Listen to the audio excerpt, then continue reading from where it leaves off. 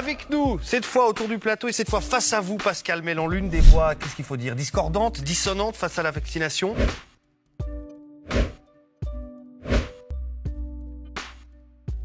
Face à la vaccination, on va être honnête.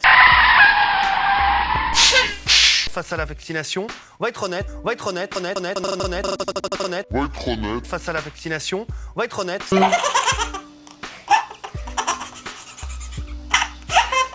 Ça a été très compliqué de faire venir sur le plateau des médecins qui sont contre la vaccination. Il y en a. Édouard Broussalian, vous en êtes. Bonsoir. Bonsoir. Il y a un petit problème, c'est que si vous voulez, on est dans une situation qui est proprement hystérique. Il n'y a pas d'autre terme pour le définir. L'hystérie et la précipitation émotionnelle, c'est quand même la technique préférée des gens qui vous manipulent pour faire signer un contrat rapidement, par exemple. Et ceci est totalement incompatible avec la notion de science. La notion de science, d'abord, c'est le doute scientifique. Et la méthode expérimentale qui a été introduite par Roger Bacon. Et le problème ici, c'est que jusqu'à présent, je n'ai entendu que des certitudes. Et quand je dis certitudes, je suis content de voir qu'il y a plus... C'est pas vrai, il y a eu beaucoup de questions à laquelle on ne sait pas. On a eu beaucoup de réponses. Excusez-moi, mais j'ai entendu des choses absolument ébouriffantes et j'ai eu l'impression d'être dans un salon de promotion. Alors je sais pas dites-nous. quel produit. Mais sur le vaccin, pourquoi ce vaccin vous fait si peur? Alors qu'on nous dit-on, tout a été respecté. Pardonnez-moi de vous retourner l'argument. Pourquoi le vaccin ne vous fait-il pas peur? J'imagine que si je vous braquais aujourd'hui avec une arme sur le front, il serait logique que vous ayez peur et on pourrait difficilement vous demander pourquoi vous n'avez pas peur. C'est exactement ce qui se passe ici. Par cette médecine qui est basée sur ce qu'on appelle le réductionnisme, on fait certes des très grandes découvertes sur le plan purement scientifique. Je suis très content de savoir comment fonctionnent les ribosomes, l'ARN messager, etc. Et on a des très jolis diagrammes en couleur si vous voulez.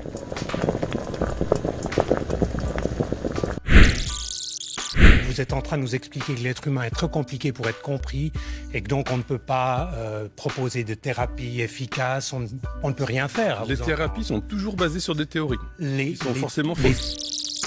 La mortalité infantile a diminué de manière dramatique.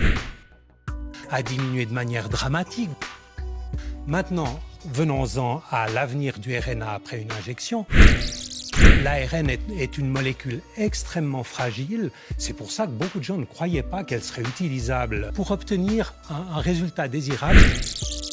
Ceci est observé scientifiquement. La méthode, le doute, on observe, on regarde et puis ensuite on conclut. C'est ce que fait la science, on observe.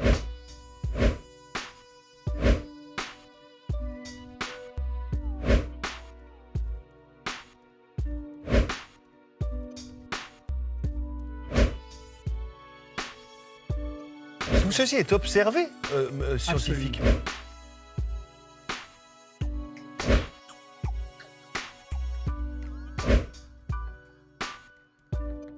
C'est ce que fait la science, on observe.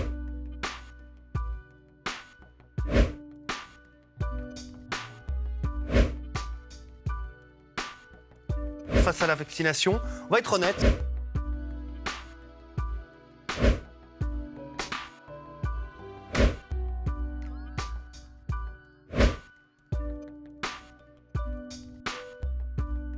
C'est que ça fait belle lurette qu'on ne parle plus de science. Les profits ne font pas bon ménage avec la science. La science s'arrête dès lors où le profit est impliqué. Je suis très gêné de dire que ni M. Mélan ni Mme Sigris ne nous parlent d'éventuels conflits d'intérêts. Je veux dire, d'après mes renseignements, la fondation Bill et Melinda Gates finance largement l'UNIL, l'UNIGE, votre futur laboratoire, je crois, monsieur.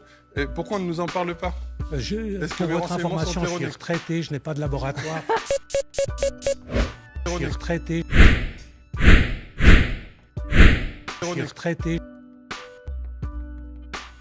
Pour votre information, je suis retraité, je n'ai pas de laboratoire. Arrête de rire! Je n'ai aucun conflit d'intérêt. Vous ne l'étiez pas encore, monsieur, en 2006 et en 2011, je crois. La fondation Bill et Melinda Gates a copieusement arrosé votre laboratoire. Les chiffres qu'on a sur Internet... Je ne sais pas où vous allez chercher ça.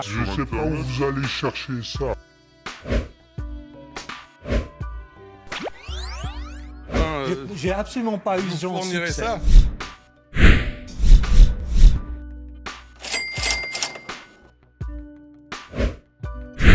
Je ne sais pas où vous allez chercher ça.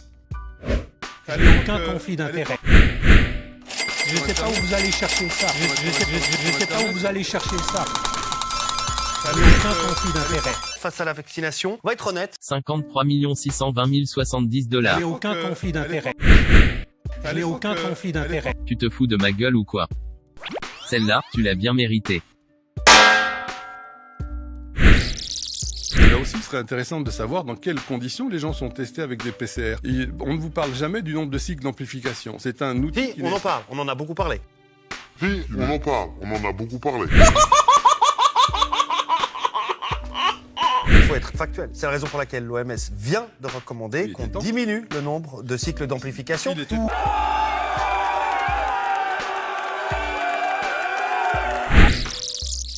L'hydroxychloroquine est distribué depuis 70 ans sur environ 1 milliard de personnes. Et il est en effet extrêmement logique de faire jouer le principe de précaution contre cette drogue. Et là, vous êtes en train de m'expliquer qu'on va tous foncer les yeux fermés avec une thérapie qui est une thérapie génique. Ce n'est même pas un vaccin, puisque au sens propre du terme, on n'introduit pas une protéine contre laquelle l'organisme va réagir, mais on va en fait violer les cellules pour fabriquer... C'est l'organisme qui devient son propre bioréacteur. On va violer, en fait, ça s'appelle un viol. Le deuxième miracle avec ça, c'est que Pfizer a été condamné et a accepté finalement un deal pour 2,3 milliards de dollars. Il a été condamné pour des malversations dans les données concernant 13 médicaments. Alors là, d'un coup, ce laboratoire devient honnête. Est-ce que c'est un problème que Pfizer, condamné à plusieurs reprises, condamné pour la plus grosse amende de l'histoire de la pharma, 2,3 milliards de dollars, et avec soit aujourd'hui en mesure de nous sauver? Nous sommes les bisounours.